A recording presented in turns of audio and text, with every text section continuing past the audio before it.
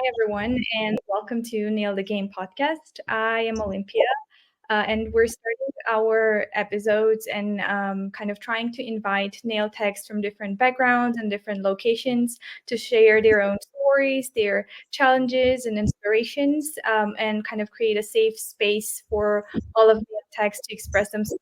And I'm happy to share that today we have Olga Ward as our first official guest for the Nail the Game podcast. How you Hi, doing? Olga. Hi, And thanks a lot again for your time and joining us. thank you.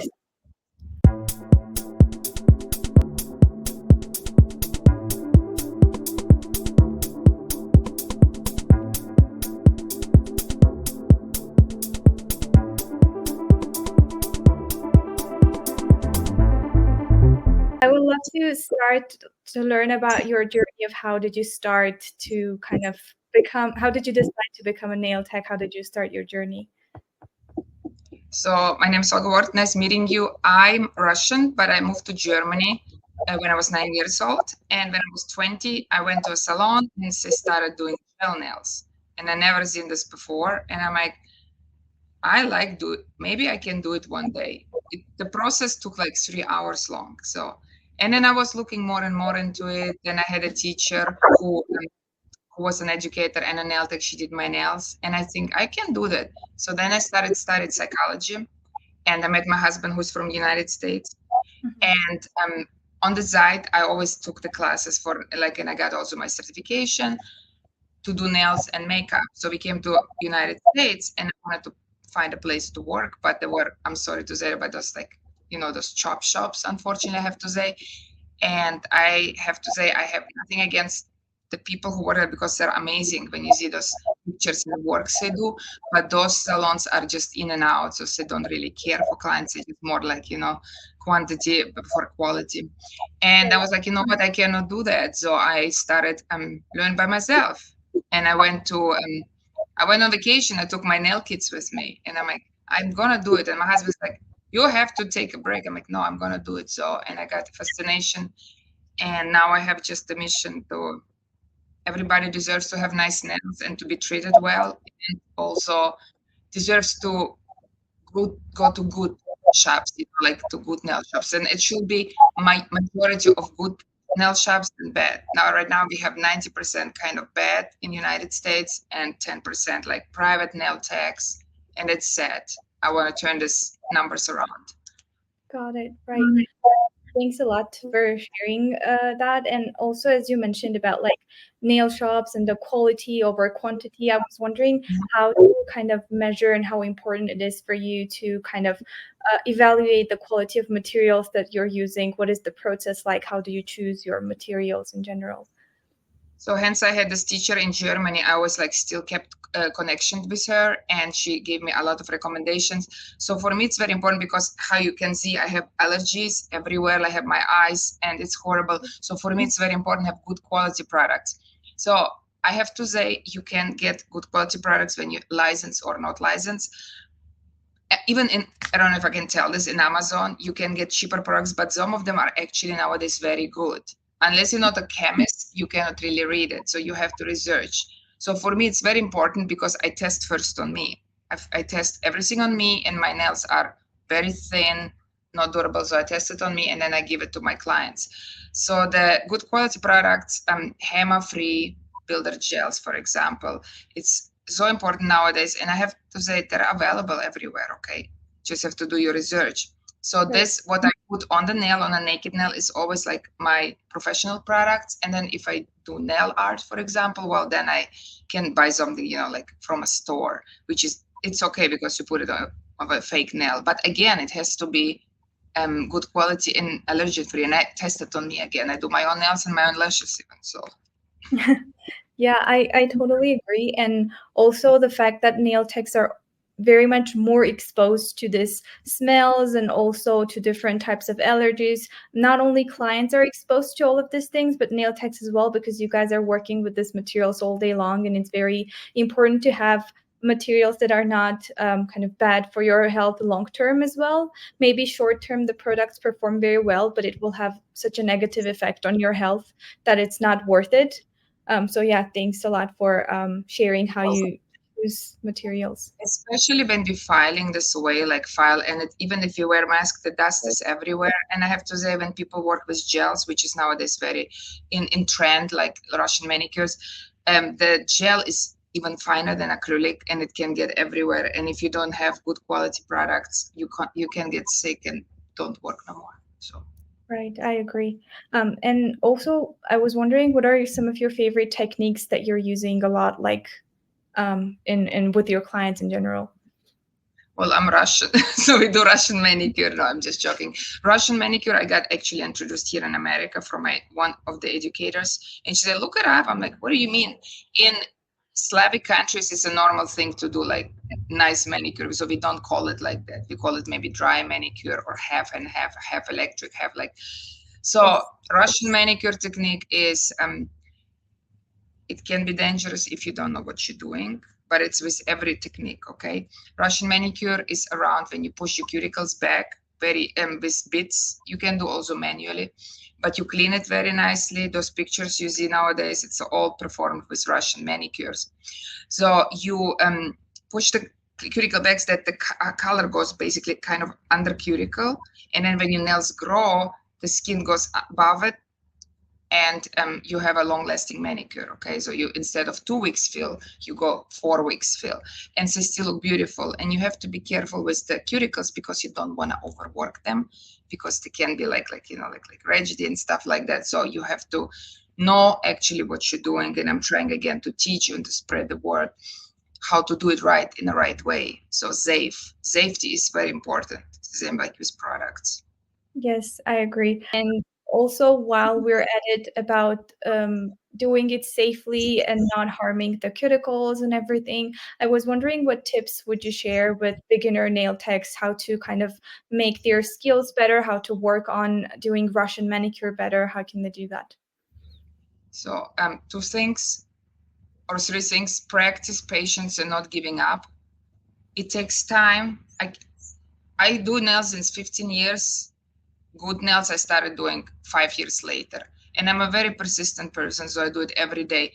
So, but I'm not like maybe that talented in learning, but I'm a great educator, I have to say. So I cannot learn, but so patience and practice, and find good classes. So there are so many classes nowadays.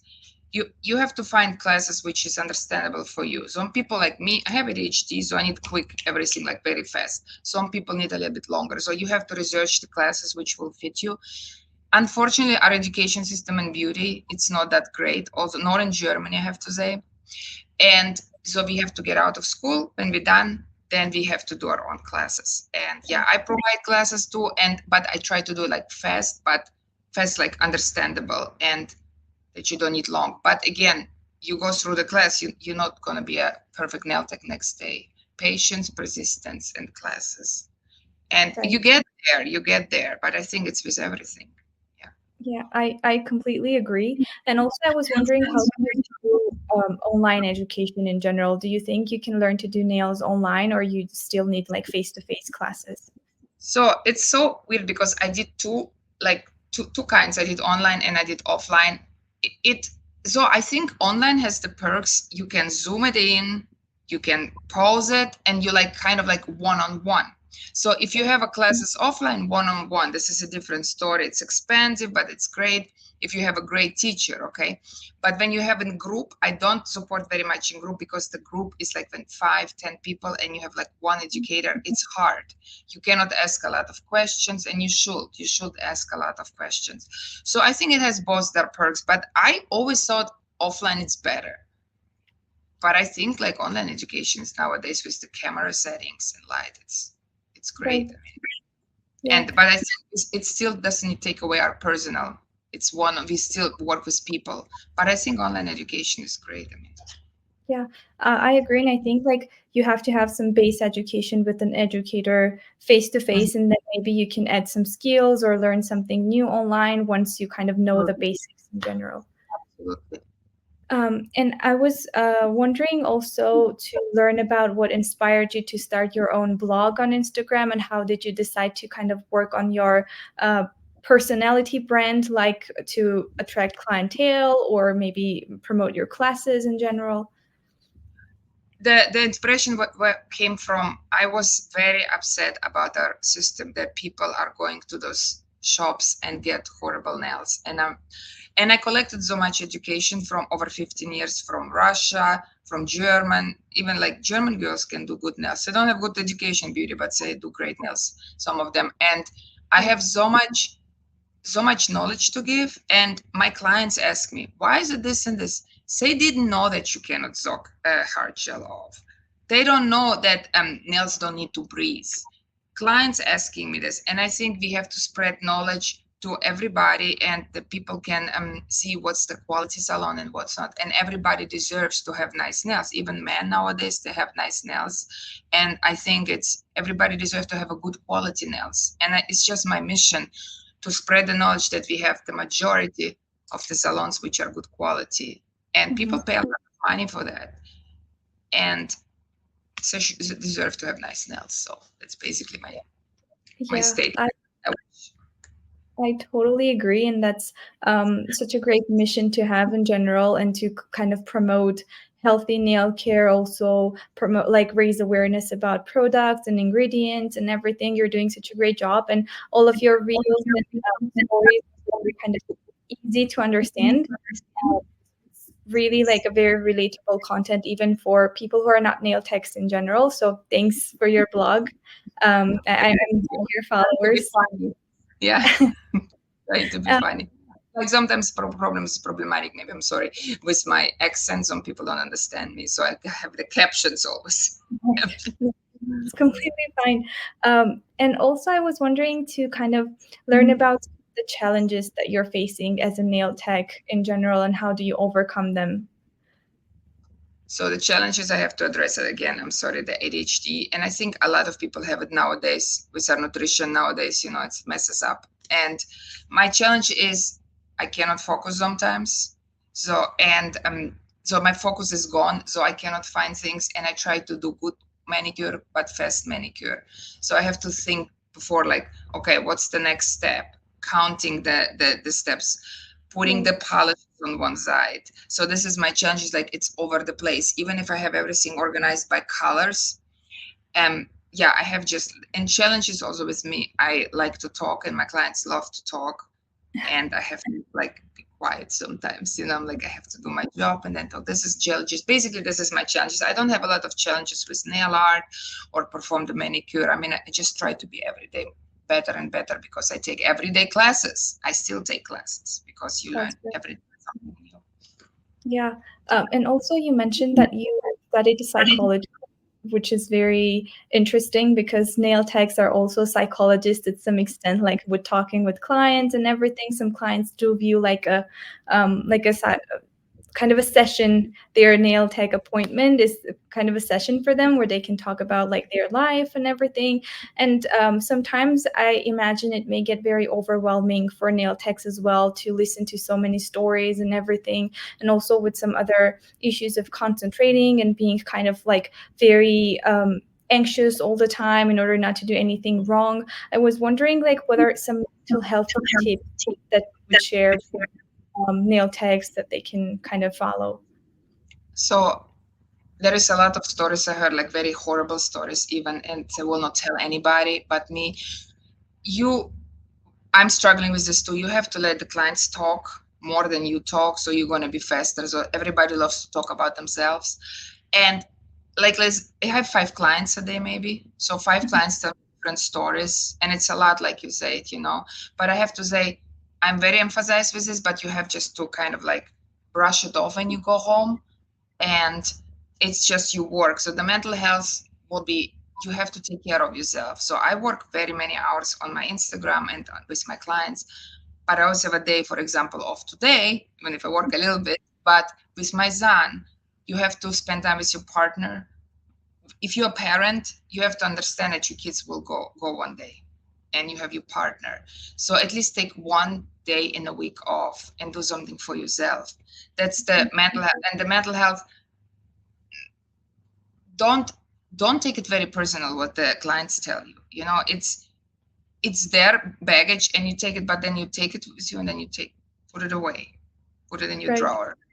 Okay. So yeah, I Well, think that's a great advice. And taking time for yourself, even like if it's a few hours, is always a very good idea. It doesn't matter what you're doing. So I hope that everyone is taking it easy and not being hard on themselves in general, because like life is very short, as you mentioned. Like your kids going away and everything. So hopefully work is not overwhelming anyone. And also, as we're talking about clients, like sometimes I'm sure you have clients that are not very sure what they want in terms of a design or a color or anything. Do you have like a strategy to kind of guide your clients on how they can kind of choose what they want?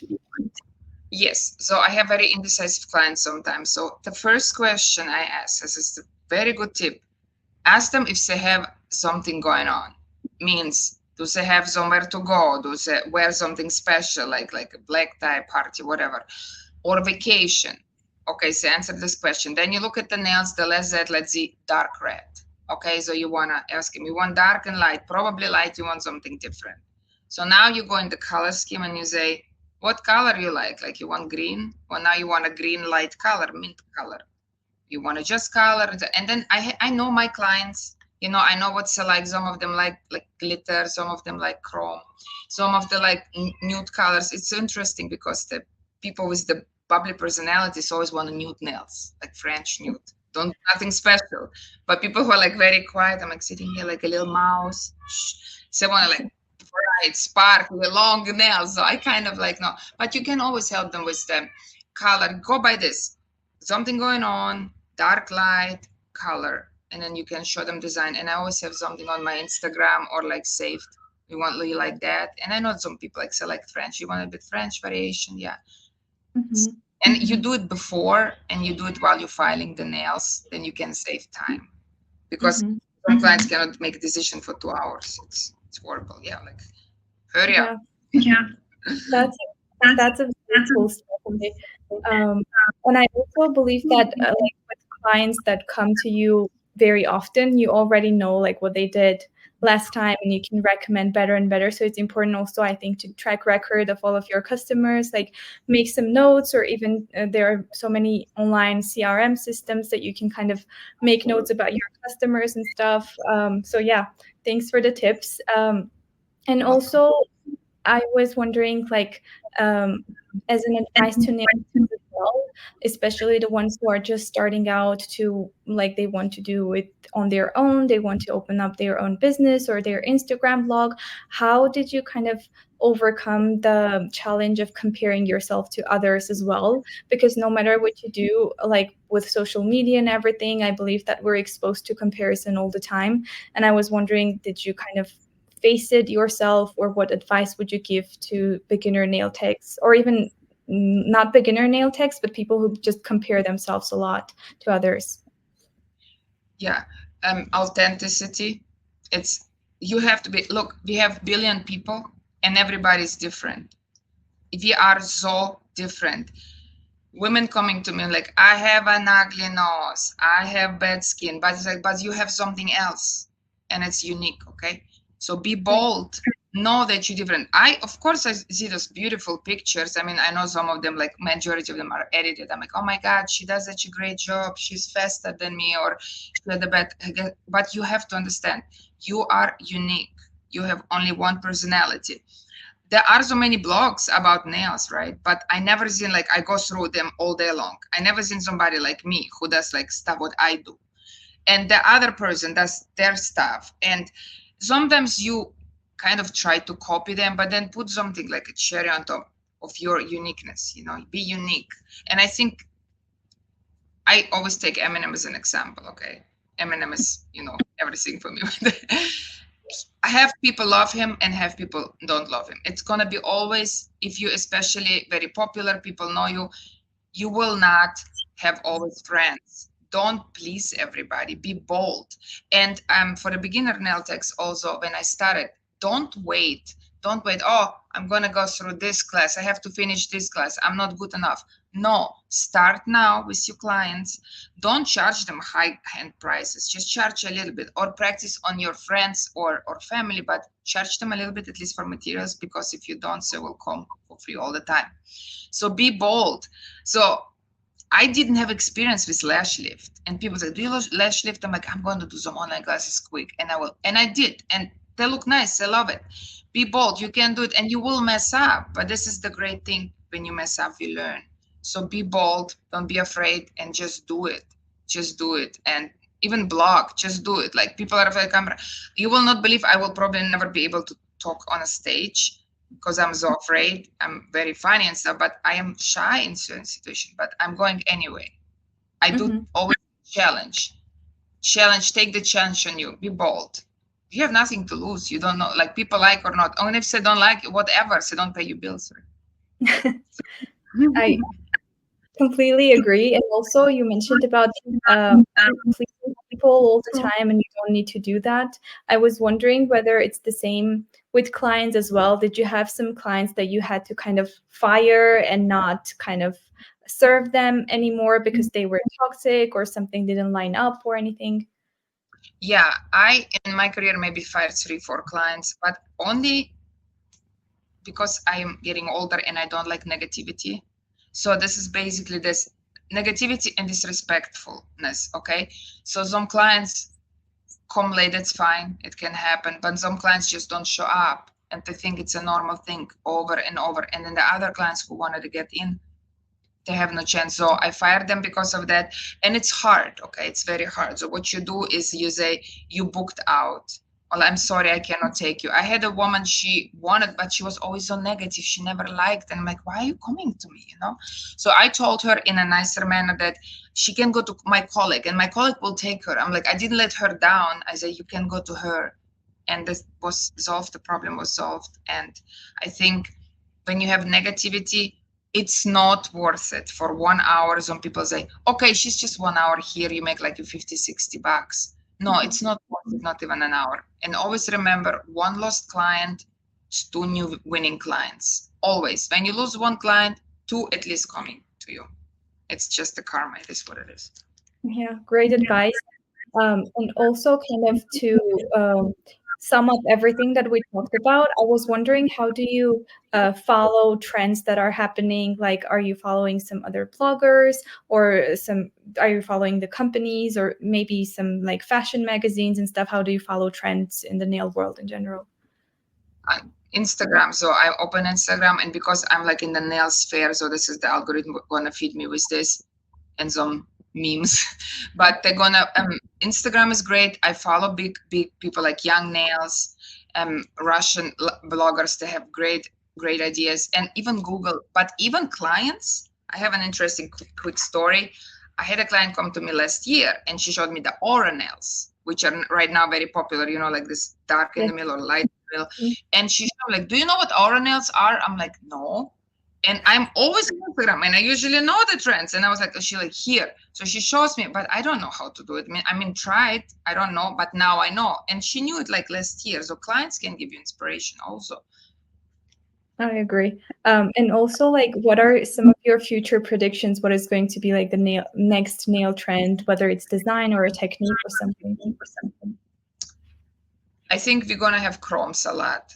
Chromes are so popular, and I think we are tending to go to more nude nails, more natural nails. So they want to look good, but they are like, we try to do everything fake, like fake lashes and stuff, but you want to do it fake, but it still looks good. So I think that's the trend. I love long nails. It's my passion, but I think the clients want nude nails, a lot of nude nails. A little boring for some people, but there are so many different variations from French nails, from ombre nails. It's so many. So I'm sorry.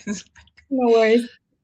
So I think nude nails. That's what it is. Nude nails, like beautiful nude nails. We can also go bold sometimes. So it's so funny in nails fair. You go either like very nude, and then when you saw the gala, the Met Gala, that was a perfect example. Nude nails a lot, and then we have this craziness, like really bold Russian goth almond. Cardi B, I think, wore it, and it's two opposites, which is awesome. I love it because it's different.